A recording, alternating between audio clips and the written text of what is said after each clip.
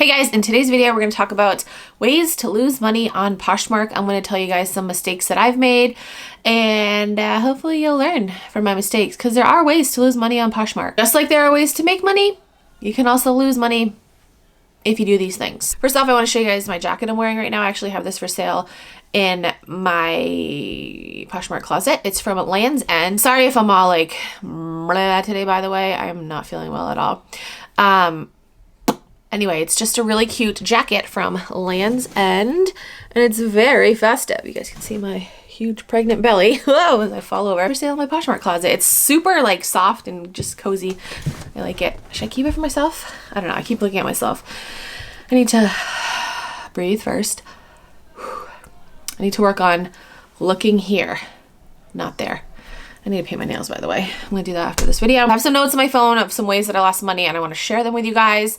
The first thing is not accepting offers. You don't want to do that, because I feel like, and I should do like an experiment, but I feel like the majority of my sales are made through offers, either an offer that I send to someone or an offer that somebody sends to me. So to say that I don't accept offers, or to even say you don't accept lowball.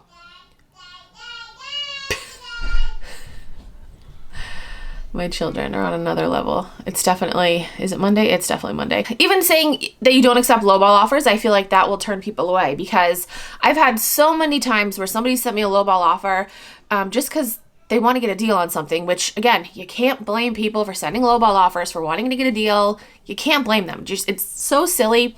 Sorry, I keep touching my hair. It's so silly to get mad at that. It really is. But I've had so many lowball offers that have turned into you know, decent price sales. You know, people start out low because they want to get a deal, and then they realize you're not going to budge, and they're like, oh shit, I really want this item. So, okay, I'll go up closer to our asking price. So yes, you will 100% lose money if you do not accept offers, if you say that you don't accept lowball offers and stuff like that. That's the first way that you can lose money. The second way you can lose money is if you get scammed. I've gotten scammed a couple of times.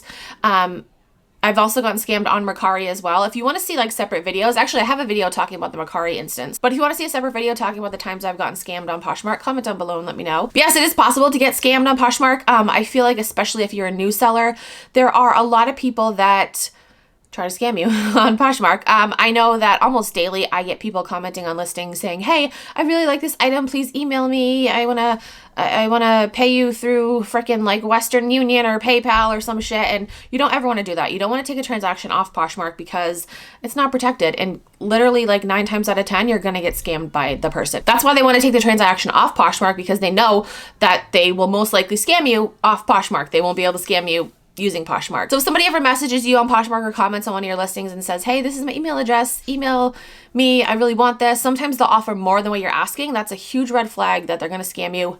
Don't do it. Another way to lose money on Poshmark is being too impatient with like listing prices, like dropping prices too quickly. I know I've done that many times. You have to have patience when you are a Poshmark seller, because some things take time to sell. Obviously, we all want to list things and, you know, flip things fast, but that doesn't always happen. Like majority of the time, that doesn't always happen. Like the things that I list in the month of, well, we're still in November when I'm filming this, but this is probably gonna be uploaded into December. But the things that I listed in this month in November, I probably won't see action on until December, January, maybe even February. I mean, hopefully not February, but you know, like it's not, there are some items, yes, that will flip very quickly, but others, majority of things, you know, you have to have patience. Another thing, and I get this all the time, people ask me like, hey Vanessa, should I start like an Instagram account or a Twitter or a YouTube? If you're not promoting on social media, you're losing money. I 100% recommend getting an Instagram account. Instagram is so easy to use. You can reach a shit ton of people on Instagram. Twitter and Facebook are also good. I feel like Twitter's kind of dying though, which I'm so sad, because I've been on Twitter for so long and I friggin' love Twitter, and I just feel like it's definitely not as popular as it used to be. Pinterest is also a huge one. I'm actually trying to get more into Pinterest, because I've seen a lot of videos of people talking about Pinterest and how it's helped their reselling business. So that's actually on my to-do list for 2021, is to get on Pinterest more. And then, you know, if you're comfortable in front of a camera, there's YouTube. I always recommend people try YouTube, because YouTube has literally changed my life. I love it so much. I've been doing it for friggin' 12 years now, and I friggin' love YouTube. So yeah, if you're comfortable with the camera, YouTube, you know, there's TikTok. Do people still use Snapchat? I don't know. I never really got into Snapchat. I never really got into TikTok either. Although I do watch TikTok sometimes, not often, because I know that once I do, it's just like an endless, like you just keep seeing videos, and it's a time suck. So I try to stay off TikTok. But it's a great way to promote your reselling business. But yes, absolutely 100%. If you are serious about having a reselling business, you need to promote it on social media. Another way that you'll lose money is spending too much time sharing other people's closets. Yeah, when I first got serious about reselling, I was like, yes, I'm going to join all these share groups. I'm going to share all these people's closets and it's going to be great. I wasted so much time doing that. I'm not going to say don't do it completely, because I still do it every once in a while, but it's not a daily task. It's not something that I focus on. It's not something that I'm like, okay, I gotta do this. I gotta do this. It's just something where I'm like, okay, I've done everything else. I don't know. I'll be like pooping on the toilet. I don't know why I said pooping instead of peeing. I guess because pooping takes a little bit more time. It's real, guys. We keep it real here. But yeah, I'll be pooping and I'll be like, okay, everything else is done. I'll just share a couple people's closets or a couple people's listings real quick. Anyway, don't spend too much time sharing other people's closets, listings. It's a waste of time and you will lose money because you could be doing other things that'll get you sales. Another way to lose money is buying things just because they're cheap. I don't know how many times, and I do it every occasionally, but I'll see something at a thrift store and I'll be like, oh my gosh, it's only $1. Oh my gosh, it's only $1.50. It's only $2. And even though it doesn't have a high resale price, I'm gonna buy it. Just don't buy items just because they're cheap. They have to, have a resale value.